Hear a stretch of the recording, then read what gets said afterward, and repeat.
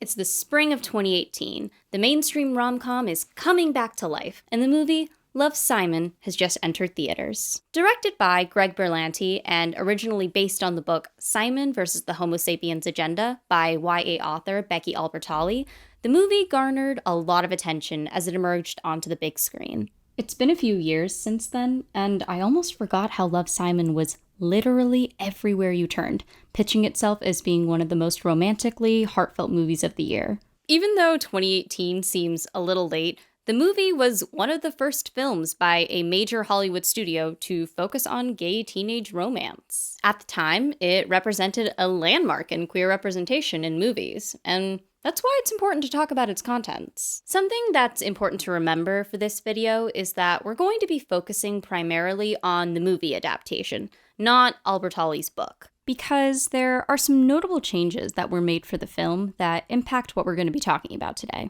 What we are saying is that having to adapt itself to becoming a film, specifically to becoming a rom-com, impacted its ability to tell a coming-out story. Also, this video has spoilers for Love, Simon, Simon vs. the Homo Sapiens Agenda, Alex Strangelove, Love, Victor, Heartstopper, and The Half of It.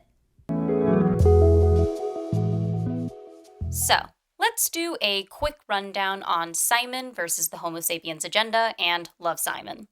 My name's Simon. I'm just like you, except I have one huge-ass secret. Nobody knows I'm gay. There's a closeted gay kid named Simon who lives in Georgia. He comes across an anonymous online post about being closeted from another student who goes by the pseudonym Blue. They make a connection online and start anonymously emailing each other, and in the process, they learn a lot about each other. But at some point, the messages are revealed by another student who uses them to blackmail Simon. The blackmailer eventually outs Simon to their entire school, and Simon subsequently has to deal with coming out to his friends and family, as well as homophobic backlash from his classmates. Like I mentioned before, there are a handful of adaptation changes between the book and the movie. But in my opinion, the most striking difference is the ending. Near the end of the movie, Simon makes an online post for his schoolmates to see, in which he reconciles with his friends and asks for the mysterious Blue to come and meet him in person for the first time at the school carnival.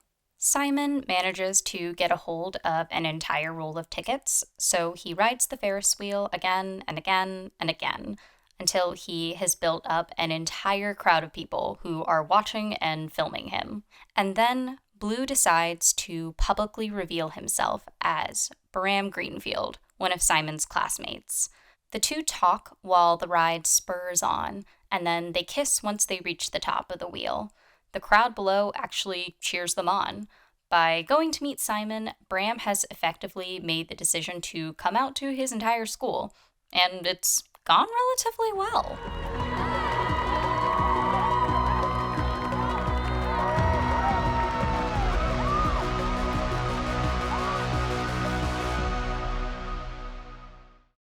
In contrast, the book version of the scene is a lot less dramatic. Near the end of the book, Simon finds a secret handwritten note addressed to him from Blue, who writes about all of the things that he loves about Simon, and he also includes his phone number. But Simon decides to go to the carnival instead of calling it, so that he can hear and see Blue at the same time for their first real meeting. Then, Blue reveals himself as Bram, and they ride a tilt-a-whirl ride together, because Bram hates that ride, but he's willing to go on it for Simon. There's a clear shift here between the film and the book version on the subject of coming out. The book acknowledges that Bram is, in effect, coming out to Simon by choosing to meet him at the carnival, and the book version of Simon is clearly aware that Bram coming out to him isn't necessarily the same as wanting to be out to all of their classmates. So I lean toward him, and my heart is in my throat. I want to hold your hand, I say softly, because we're in public, because I don't know if he's out. So hold it, he says. And I do. A few days later, the boys meet up for lunch and kiss for the first time. Later that night, Bram changes his relationship status on Facebook from single to in a relationship, and so does Simon. It catches a decent amount of attention from their peers on social media, but the reader doesn't really see much of the online comments, other than a happy message from Simon's inner circle. Of course, this doesn't really provide a dramatic, romantic conclusion like the movie does, but that's alright, because this isn't even the end of the book. The next few chapters show Simon reconciling with the last of his close friends, and then they all go to a talent show. Afterwards, Simon invites Bram over for a short study date, and is just really happy. He's happy, his friends are happy, his family's happy, Bram's happy, and that's about as fulfilling of an ending as you can ask for. But maybe this is a big deal. Maybe it's a holy freaking huge awesome deal. Maybe I want it to be. Now, it's totally fair to interpret Bram's coming out in the movie as something he wanted to do, as something he was excited to do. And there's absolutely nothing wrong with that. People are allowed to do big, public, and proud coming outs if they want to. Even if it seems like sort of wish fulfillment to have the whole school cheering you on in the process. But the problem with this is that it doesn't wholly fit with the actions of Bram's character. He's just spent the entirety of the story desperately avoiding being open and out as queer. So it's a little hard to picture that he'd consider coming out in such a public way on the Ferris wheel. But with Simon making a call to action and riding the Ferris wheel all night, there is no private option. The onus now falls on Bram to publicly reveal himself, or else this will all be super embarrassing for Simon. Whereas Bram choosing to come out with a Facebook relationship update gives him more agency. And I get the reason for the movie change. It provides a dramatic romantic conclusion. After all, what is a classic romcom if not a story that has a huge earth-shattering kiss at the end? But this ending is representative of the issues with trying to have a coming out narrative that maps neatly onto the tropes of a romance movie. Even after Simon and Bram are both out online, the book notes that they're still wary about being perceived as a queer couple in public. After the talent show, when they're walking back to their car, Simon mentions that they don't hold hands in the parking lot because they're in public, in Georgia. So they keep a little distance so that they look just like a couple of guys hanging out on a Friday night. It represents a kind of mismatch between a coming out story and a classic romance movie ending, like chasing your loved one to the airport and publicly declaring your love for them. Please stay with me. I am so in love with you. Please don't go. In contrast, publicly coming out can invite unwanted, hurtful, or even dangerous attention. I'm not fond of this particular adaptation change for the movie, but I also want to be explicitly clear about why I don't believe this ending was a good fit. Because oftentimes the main criticism I hear from people is that Simon versus the Homo sapiens agenda and Love, Simon are simply just queer media made by and for straight people. I also just want to mention that Albertalli has received a lot of uncharitable criticism online and was essentially harassed into coming out. She's bisexual, but there's been a lot of thinly veiled harassment masquerading as critique, arguing that because she is a cis, straight-passing white woman, she shouldn't be writing any stories about queer people, and especially queer men. There are definitely some conversations and upheavals that need to happen on diversity, representation, and on who gets to be published in the literary world. But piling onto Albertalli doesn't really achieve that. Love, Simon and its eventual spin-off show, Love, Victor, both have some issues, and we'll get into more of that later. But I think it's worth mentioning that the problems that these stories have don't really require us to extensively speculate about the sexual orientation of the writers or the actors. What we're here to talk about is the romance and teen movie tropes that pop up in these properties, and why they might actually be restricting storytelling about queer youth. Let's talk about the teen movie hero's journey, which is a story structure term that we've made up for the purposes of this video. The actual hero's journey is a story structure term made up by literature professor Joseph Campbell, and it describes the general template of a hero who goes on some kind of adventure, emerges victorious from crisis, and then returns home, changed and transformed. So the idea behind having a template for the teen movie hero's journey is that this structure can be applied to a wide swath of different teen movies. Stage 1 of the teen movie hero's journey. The protagonist wants to be popular, to get into a good college, to catch the attention of their romantic interest. Stage 2. Various shenanigans. The protagonist gets closer to their goal, but it's becoming clear that what they want and what they need are at odds with each other, so that internal conflict drives the plot forward. Troy wants money to go to college, but he needs to support his friends, who are being treated horribly by Sharpay, the mean girl who's potentially getting him the connections for college.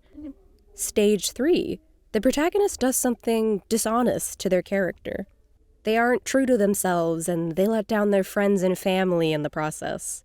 They don't trust the people that they're supposed to because they were distracted. It's when Katie in Mean Girls starts buying into her mean girl persona, or when Troy starts abandoning his friends during the summer. It's that moment of inauthenticity that makes your friends disappointed in you. Dirty little liar. I'm sorry, I can explain. Explain how you forgot to invite us to your party? Janice, I cannot stop this car. I have a curfew. You know I couldn't invite Stage you. 4, the protagonist has to do some soul searching. Am I the type of guy who means what I say? Bet on it, bet on it, bet on it, bet on it. They talk to their parents or scream in the middle of a golf course. They have a reckoning and they decide to change, affirming who they are and who they truly want to be. This usually leads to a big, public, and potentially embarrassing gesture of vulnerability. In The Princess Diaries, Mia Thermopolis is fully prepared to abandon her title as Princess of Genovia, but changes her mind after reading a letter from her late father, so she rushes over to the elegant ball to publicly accept the title and ends up making her speech in a rain-soaked hoodie. And then stage 5, which is prom? Homecoming? Spring formal? It's always some sort of big school event to cap off the end of the story and serve as the venue for the protagonist's big public declaration. Their friends and family accept them and they reaffirm their values. Usually they somehow get the love interest or they realize their best friend was the one they loved all along and they stand up for themselves, and that concludes their arc. So the moral of the story for the teen movie hero's journey is to be true to yourself, or something. And that's actually not a horrible thing to tell teenagers. They're an age group that can be deeply insecure and confused about the world around them, and that absolutely doesn't continue into adulthood at all. But narratives about coming out don't neatly map onto this story structure. Let's specifically examine the stage of having a public declaration at the climax. When you superimpose a story about coming out onto this, you end up with storylines where the protagonist, by choosing not to reveal their sexual orientation to the people around them, is seen as dishonest or cowardly. In other words, they're not being true to themselves. How might that come across to someone who isn't out? How does that come across to someone who's out, but only to a few close friends? The narratives rewrite this as being inauthentic within the context of the typical teen movie structure. So now we understand the general plot structure of a teen coming-of-age movie. With this in mind, let's move on to examine another romance film that centers on coming out. The Golgi apparatus. The most amazing thing about this is Alex Truelove is going to have sex next week. Huh? Hot, sweaty intercourse of a sexual kind. Alex Strangelove is another teen movie released in 2018. And at the time, it was often dubbed by critics as Netflix's response to the Love, Simon buzz. My name is Alex Truelove. Yes, that's my real name. I have a 4.0 GPA, I'm student body president, and I have a great girlfriend. There's this guy who I'm pretty sure has a crush on me, and I guess I'm not repulsed by the idea. How did you know you were gay? How do you know you're straight? Also, when I first heard the title, I fully thought going into this movie that it was going to have something to do with Dr. Strangelove, but don't worry. There are no bomb threats here, just a high school rom-com. The protagonist of the movie is a high school senior named Alex Truelove. That is his real last name, but just go with it. Alex has basically got it all. He's a straight-A student, class president, and he's dating his best friend Claire. Alex Strangelove is similar to Love, Simon in the sense that both are gay teen rom-coms released in 2018, but they have extremely different vibes. Alex Strangelove's humor is much more raunchy compared to the squeaky cleanness of Love, Simon. In fact, sex and sexual debuts are an important crux of this film. Alex is type A little high-strung, and his friends won't stop chiding him about being too nervous to have sex for the first time with Claire, even though she's very enthusiastic to do so. Nevertheless, Alex and Claire make plans in the beginning of the movie to have sex at the end of next week. Alex keeps trying to express that he's excited, but he's consistently overwhelmed and nervous about it. And in the process, Alex starts questioning his sexuality. And this is where the downward spiral of the teen movie protagonist starts to happen, when the character starts doing things that are dishonest and hurt the people around them. Alex and Elliot end up kissing during one of their hangouts, but Alex is immediately terrified and blames Elliot for coming on to him.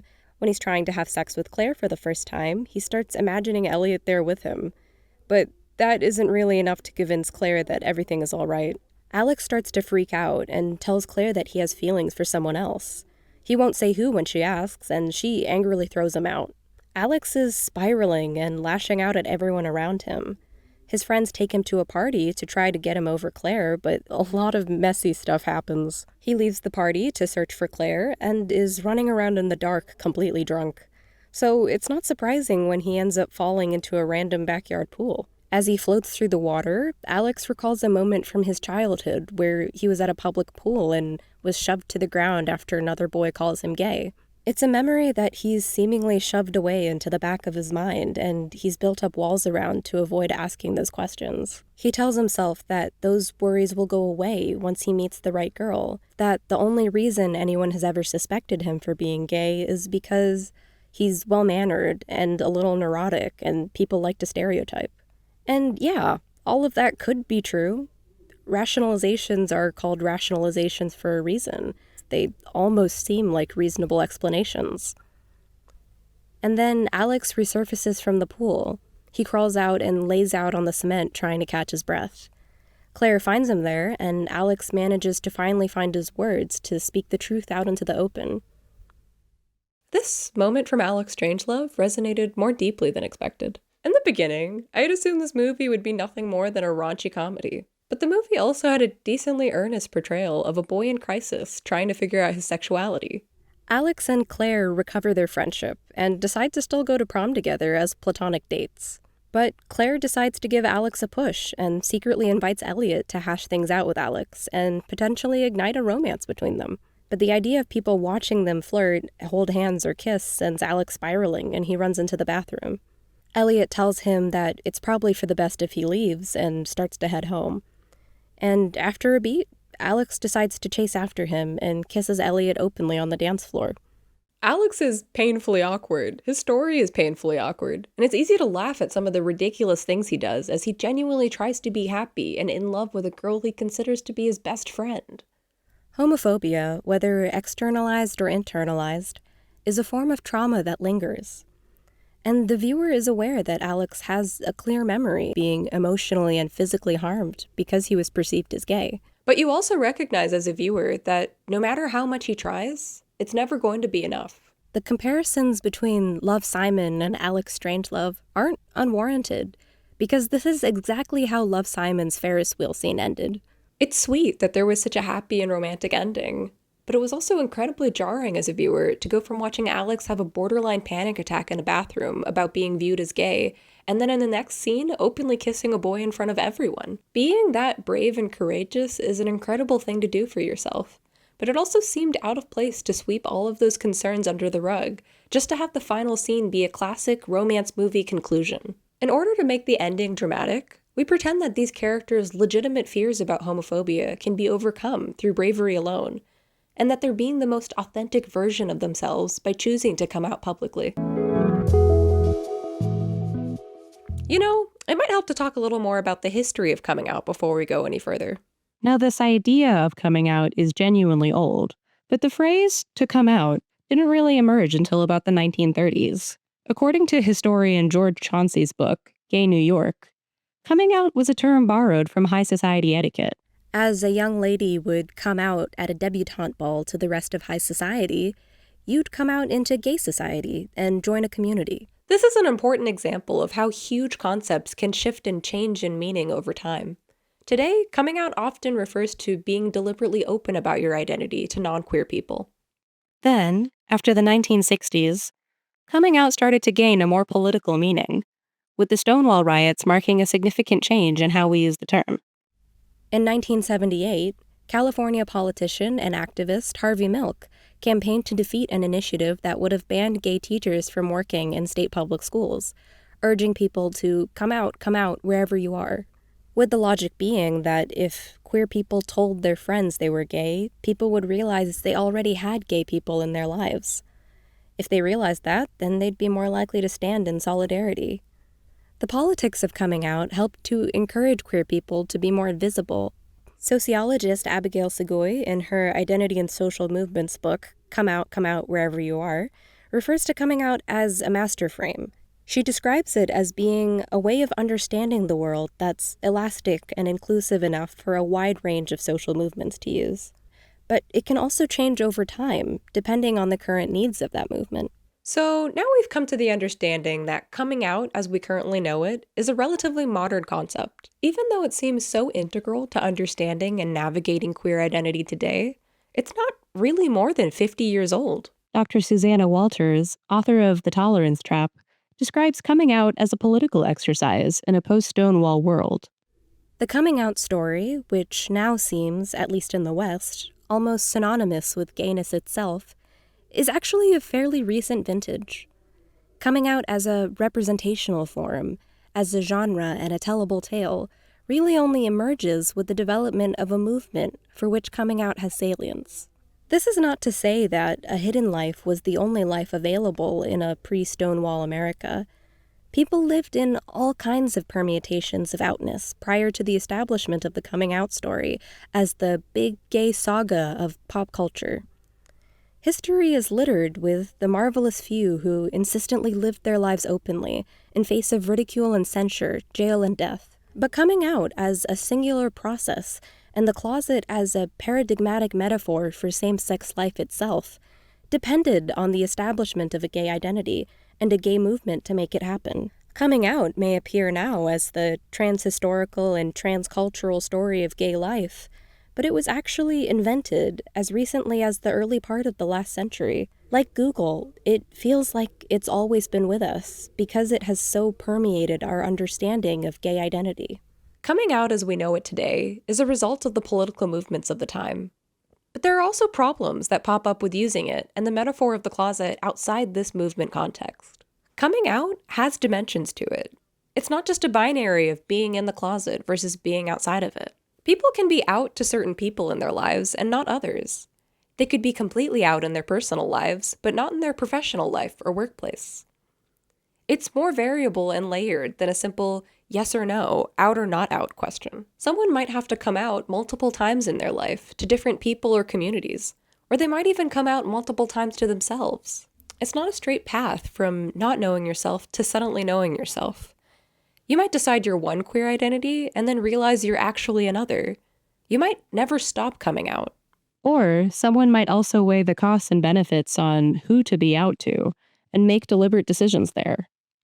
Walters characterizes this as the liminality of being out. What seems like a straightforward question, are you out, will be answered by perhaps the majority of gays in long and meandering sentences rather than a single word. It might be answered emphatically, of course I am, and then qualified in further conversation.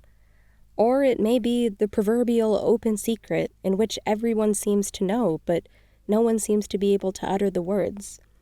While some are out to absolutely everyone in their lives, the majority of non-exclusively heterosexual Americans practice some sort of concealment of their sexual preference.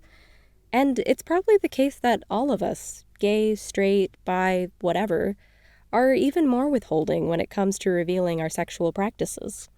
Simply put, coming out isn't always a linear process with a clear beginning and end. It's an ongoing process, and it has a lot of variance to it. You can be a little bit out or strategically out, but that doesn't impact your identity or your belonging to a community.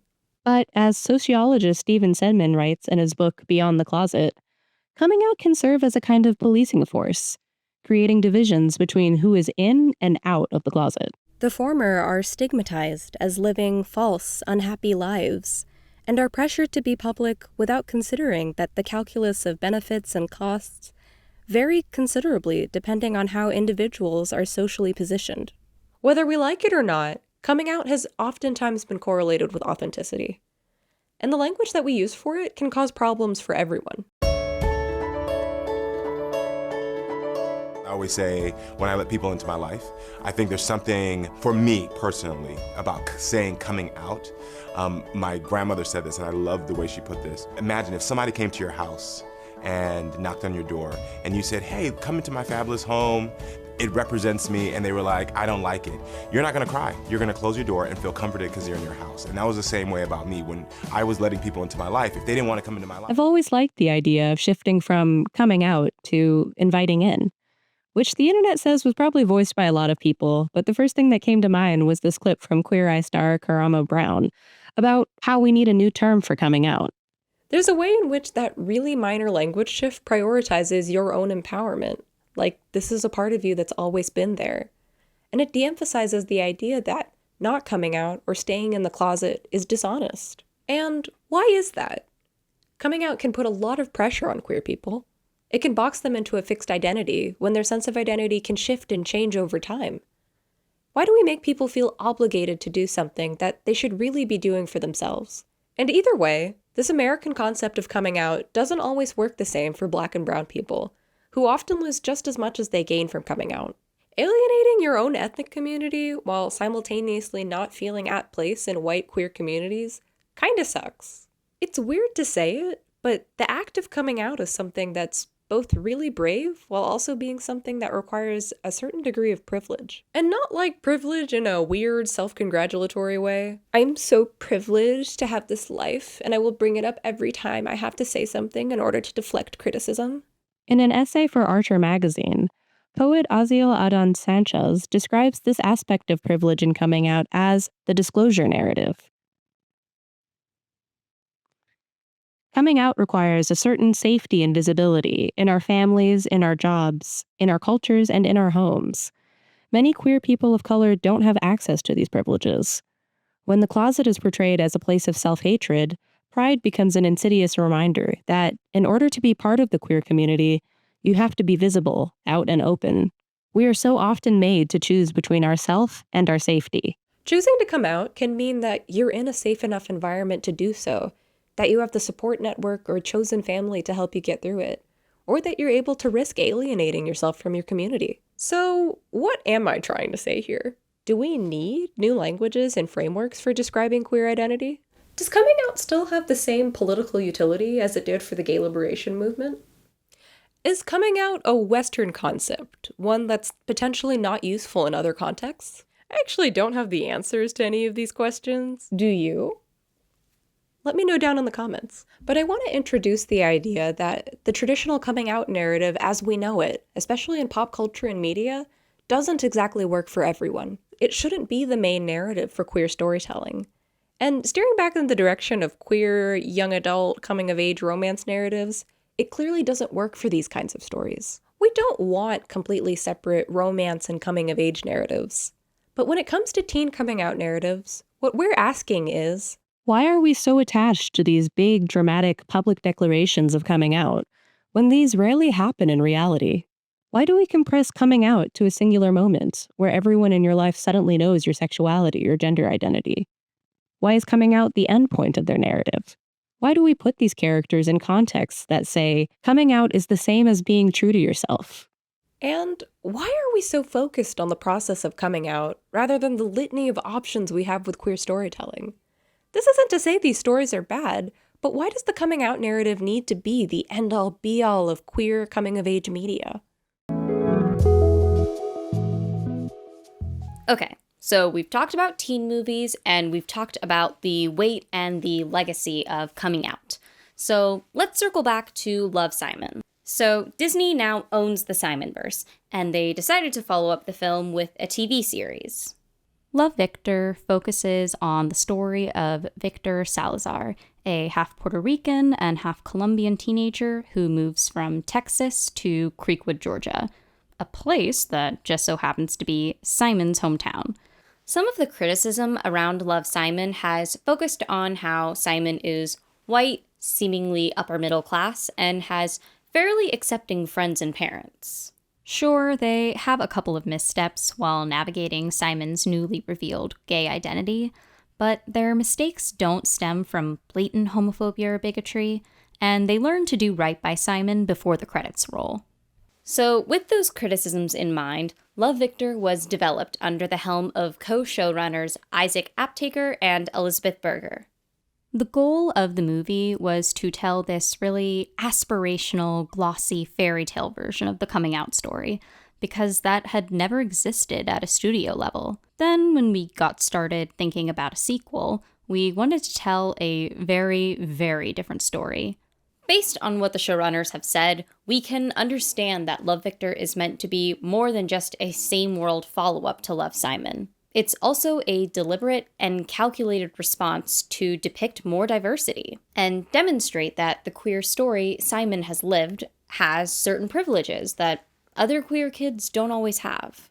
Victor Salazar is purposefully built as the exact opposite of Simon. He hasn't lived in Creekwood for very long. His family is also not very wealthy, and the show discusses the money concerns that they have. He's an older sibling and has certain older brother responsibilities on his plate to look out for them. Lastly, Victor is not white, and his family is very Catholic. Victor is also still unsure about his queer identity throughout the entire first season, and only manages to say the words, "I'm gay," at the end of season 1. In comparison, Simon is fully aware of himself and has known for a while. The show wanted to depict a diverse queer experience, so they created a gay character that is Simon's complete opposite on paper. So the plot of Love, Victor essentially goes like this. Victor Salazar moves to Creekwood and hears about the legend of Simon Spire, who, after being outed, got a boyfriend, kissed him, and did so all within the enormous spectacle of a glowing night at the carnival. And then in front of the whole school, they had their first kiss. Oh. Your locker's over here. And after hearing that, Victor is angry. He's feeling confused about his sexuality, he's had a rough first day of school, and so he decides to send Simon an angry DM on Instagram about how not everyone's story can go as well as his. Simon messages him back and forth and becomes his queer shepherd throughout the series, answering questions that Victor sends to him, which is usually how an episode's conflict is framed. Something happens to Victor related to queerness, Creekwood, or high school, and then he messages Simon about it for advice. This is a decent enough way to tie the show to its predecessor, but in some ways it kind of defeats the point of making this a story about someone else's queer experience. Kyle Turner's Polygon article, Hulu's Love, Victor is caught up in the mythology of white gayness, highlights how the show's premise attempts to critique the source material, but ultimately leaves it a bit unmoored from its intentions. Victor is a brown gay boy with experiences that are different from Simon's, but his story is still shrouded by the benchmark of the expectations of white gayness from Simon's coming out story. I want to take this moment to think back to the discussion by poet Aden Sanchez around the idea of the whitewashedness of coming out. Mainstream narratives of coming out imply a white subjectivity, one that forgets the influence of culture, family, and heritage. For many queer people of color, coming out is a much more nuanced process than a single moment of verbal disclosure. Even though the premise of Love, Victor is a deliberate attempt to move toward diversity, it does still inevitably tie its main character's story to Simon in a way that can shroud it. But stepping away from all of that, let's talk about how Love, Victor depicts coming out. Victor spends most of the first season figuring out his feelings for Benji, one of his classmates. Benji is openly gay and has a boyfriend outside of school, and Victor tends to view him as a sort of off-limits object for his affections. Off-limits because he's taken, and because Victor isn't entirely sure that he likes boys yet. Victor also manages to have a connection with a popular girl at their school named Mia, and so they start to date early on in the first season. But he's unsure if those feelings are just platonic or if he even likes girls at all. In the beginning of the final episode, he decides to come out to Felix, who's become his closest friend since moving to Creekwood. They're neighbors in the same apartment complex, so Victor calls on him early in the morning to talk. Felix is tired, in his pajamas, and Victor still doesn't quite know how to say the words, "I'm gay." It's an intimate moment on screen in comparison to the very public coming out at the end of Love, Simon. Victor also decides to tell his family, but it doesn't exactly go very well. His dad is trying to understand and is going to PFLAG meetings. Meanwhile, his mom is deeply uncomfortable. The season 1 finale also saw Victor get together with his crush Benji, betraying his girlfriend Mia, who only realized that Victor was gay when she caught him and Benji kissing. They break up, Mia leaves for all of summer vacation, and comes back hoping to avoid seeing Victor entirely. But when the new school year starts, a rumor is spread around that Mia cheated on Victor, and the student body starts to slut-shame her. Victor is struggling with trying to be completely open and out at school. Over the summer, he was in a bubble with Benji, where they went out on dates, and he didn't have to deal with his classmates knowing any of it. Victor wants to be out, but he's scared about what could be waiting on the other side. But after watching Mia get slut-shamed for 2 days at school for supposed cheating, and feeling guilty because he's actually the one who cheated, he decides to literally stand up on a chair and declare to everyone that he's gay, give a speech about how Mia never cheated, and tell everyone to move on with their lives. Not that it's anyone's business, but Mia didn't cheat on me. And it's also not her fault that we broke up. It's not anyone's fault. The truth is, I'm gay. This moment in Love, Victor shares notable similarities with the end of Love, Simon, but those similarities aren't really between Victor and Simon. Instead, the similarities are between Victor and Bram. Victor and Bram don't technically have to publicly come out to everyone, but the plot essentially forces their hand. Bram is coming out because Simon is riding the Ferris wheel all night and is publicly embarrassing himself if he doesn't show up. Victor is coming out because he personally wronged Mia and is trying to do right by her. Now, Victor has been trying to work up the courage over the last few days to also publicly say that he and Benji are dating, and the thing that causes Victor to avoid it is a conversation with his mom, who tells him that maybe he shouldn't be so open. She's clearly still wrestling with her homophobia, but Victor becomes worried all the same. But so much of his concern about coming out seemingly revolves around the idea, to own my truth, I need to be brave enough to tell everyone in order to be visibly out and proud. But here's the thing. You don't need to stand on a chair in front of your entire school in order to be out and proud. And you don't owe anyone a coming out. Victor personally feels that he owes something to Mia and wants to defend her with the truth by telling everyone his truth. But making it such a public declaration feels like an unnecessary story choice.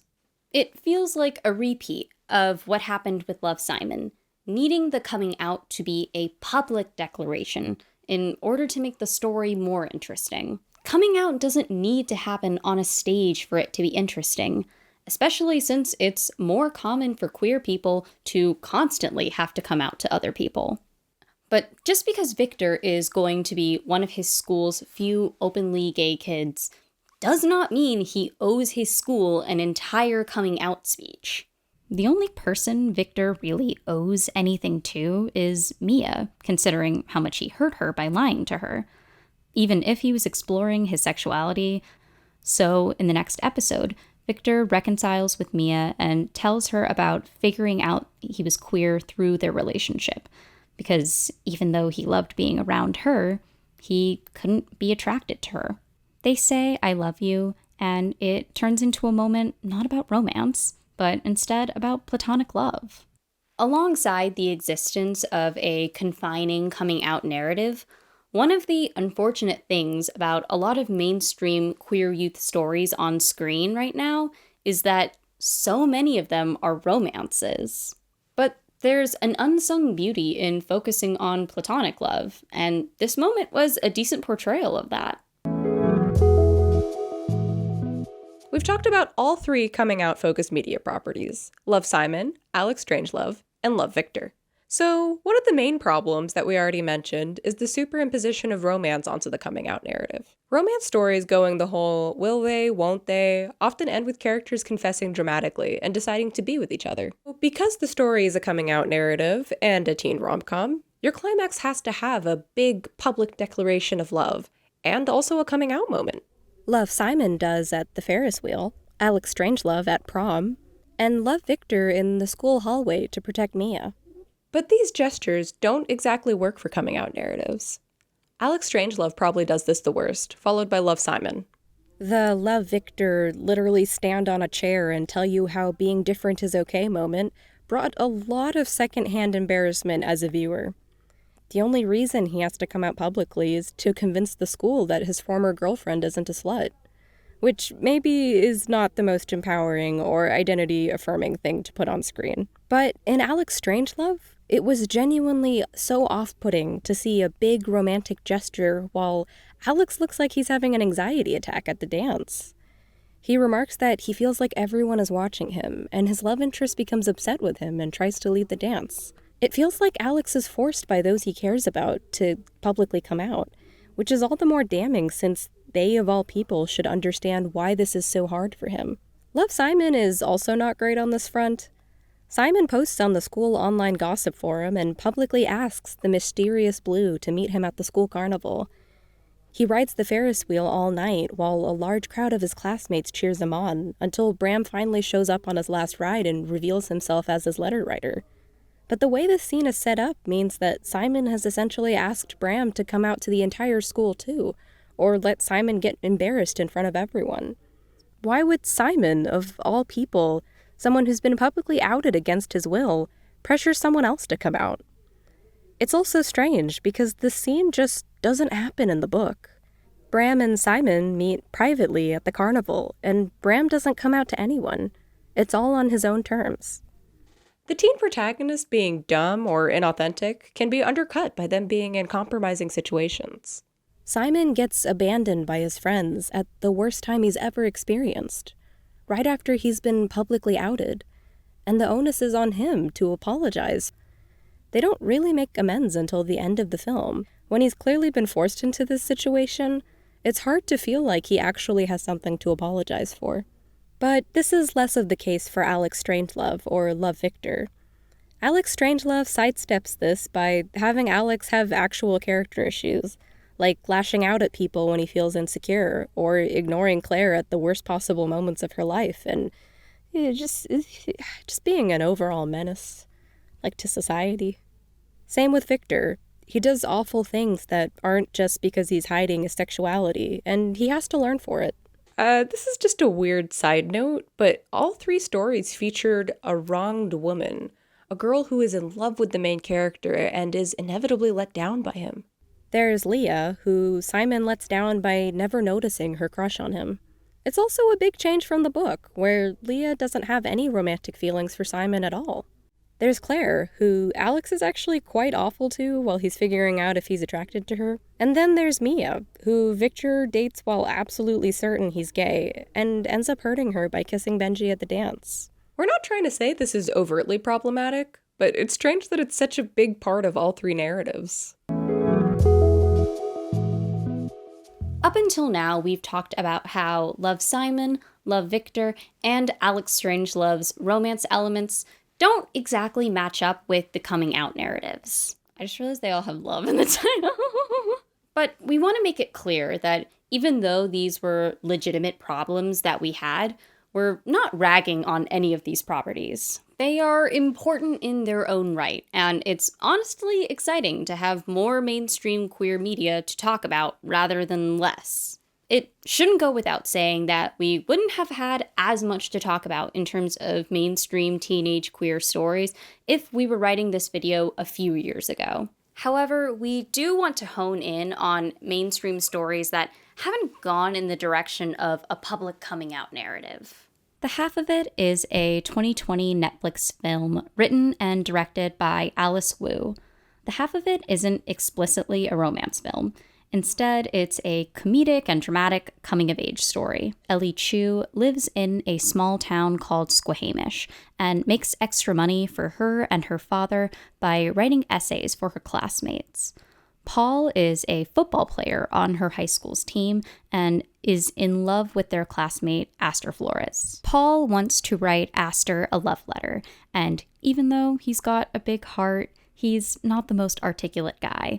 Get a thesaurus. You spell check. Good luck, Romeo. I can pay more for authentic. So he offers to pay Ellie to rewrite his love letter into something more beautiful. Ellie and Aster bond over art and literature through Paul's messages. Meanwhile, Ellie is also coaching Paul for an in-person date with Aster. Eventually, Ellie gets so invested that she stops charging Paul for her work, and they become sort of friends, bonding over family and Paul's cooking dreams. Ellie is strong and hardworking, but she's also lonely and friendless. She wants to leave Squamish for college, but knows it's smarter to stay nearby and with her father. She lives a half-life that is a little fuller because of her frequent messaging with Aster and her strange new friendship with Paul. Aster also happens to be dating a boy in town named Trig. He's obnoxious, overbearing, and Aster dislikes him. But she can tell he's probably going to ask her to marry him right after high school graduation. And she also feels certain that her family is going to push her to say yes, because he comes from a much wealthier family than her own. Eventually, Paul and Ellie's Cyrano scheme is revealed to Aster.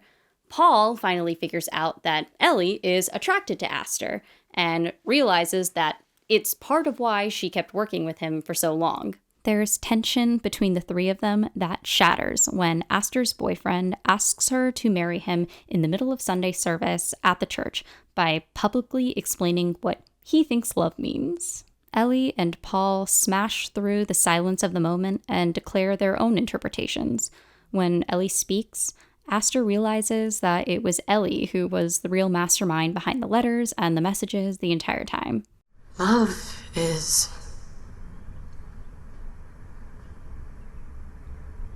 being willing to ruin your good painting for the chance at a great one. Aster and Ellie don't get together in the end, but that's also not shown as a bad thing. Aster turns down her boyfriend's marriage proposal and decides to gather her courage and apply for art school. Ellie decides to leave Squamish, attend college somewhere else out of state, and hopefully find more self-fulfillment. But she also meets with Aster one last time to apologize for deceiving her. The two share a kiss before they part, with Ellie shouting that she'll see her someday. Ellie and Paul also reconcile before she leaves for college. She makes a quiet promise to stay in touch. But there's one more story detail that really helps to fulfill the half of its ending. Earlier on in the movie, Ellie and Paul hang out at her house and watch a film with Ellie's movie-loving father. In the film, a love interest chases a train to confess their love to someone on board and convince her to stay with him. Do not run after her train. Do not. Do not. Ugh. It's kind of sweet. Kind of trite. Shows that he cares. It shows he's a moron. Who outruns trains? That girl's thinking, thank God I got out before wasting my life on that idiot. She looks sad. Then she's a moron too. Ellie commented that running after someone like that was idiot. So for their final goodbye, Paul runs beside her train as it leaves the station, grinning ear to ear until Ellie is laughing and crying on the train.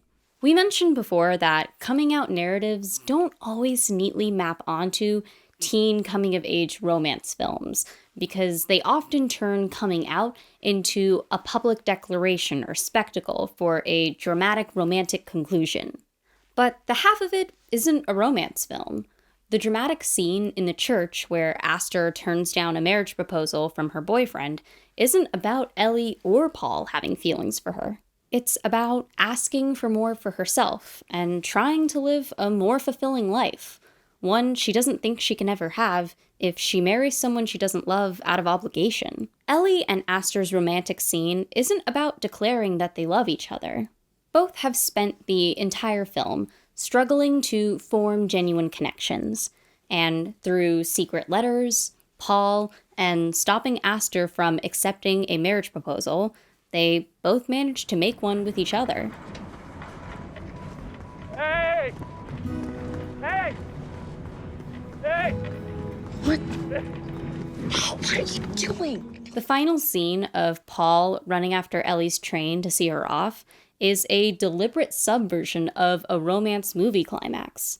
He isn't running after her to confess his love. He doesn't want her to stay in Squamish. He's purposefully being silly, running with a goofy smile on his face to leave Ellie with a memorable sight of him before she starts this new chapter of her life.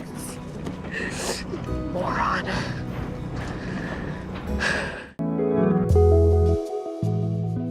We've focused on mainstream coming out on screen throughout this discussion, in film and on TV.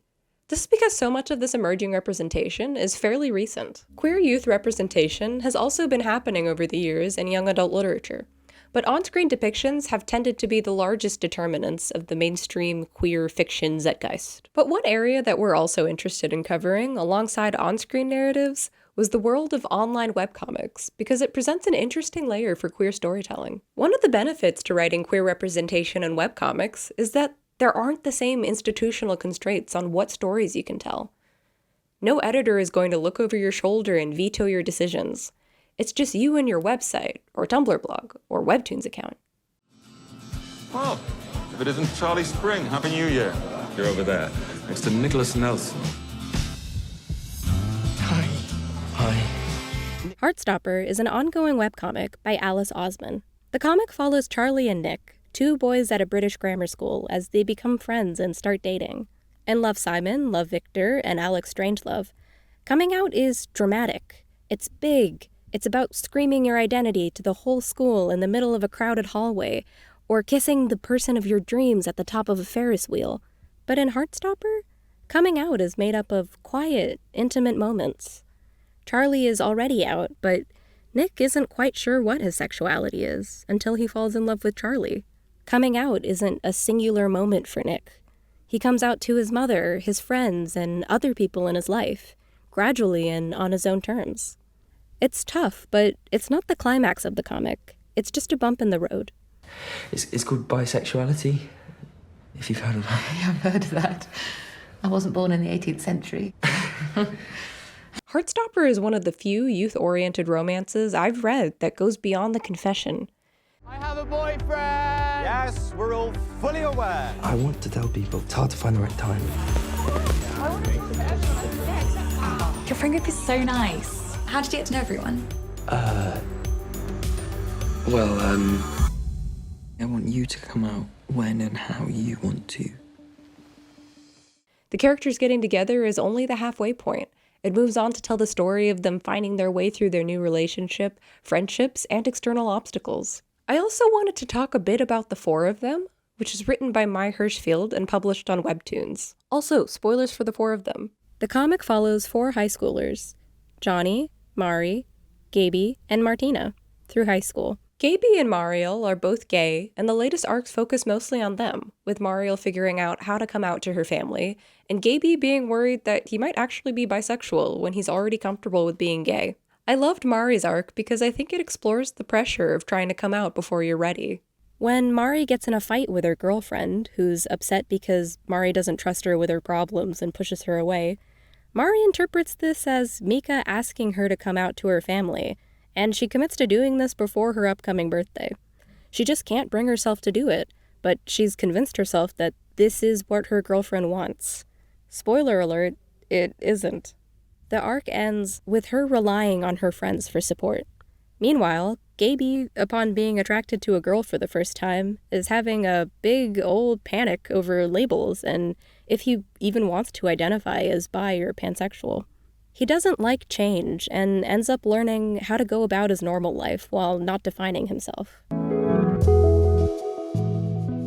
We're not trying to make an omnibus of youth-oriented coming-out narratives, but here were key aspects that we liked most about coming-out narratives. 1. They don't present coming out as the end point of the narrative, because coming out isn't the end of a narrative. It's the beginning. They're willing to end on an uncertain note. 2. Friendship and community are more relevant to the narrative than romance. The half of it gets its big damn kiss scene, but the ending is not her romance with Aster.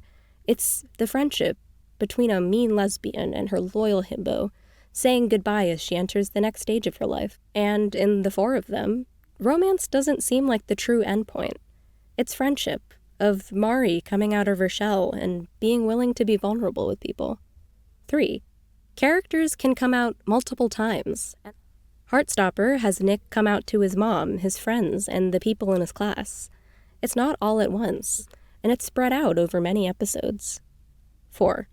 The main character is not the only queer character in the story. If the focus is a queer relationship, both sides of it are fleshed out. For all the attention Love, Simon and Alex Strangelove got as youth-friendly gay narratives, there sure could be more gay people in them. But because of plot reasons, the love interests go a little underexplored. We haven't seen all the queer storytelling that's out there, but these are the things that stuck with us. If there's anything we've realized after researching all this, it's that mainstream queer storytelling for adolescents is still playing catch-up. The coming out narrative can feel stale because of these tropes. Good coming out narratives empower young people, but they can also portray more interesting storylines. And who wouldn't want that?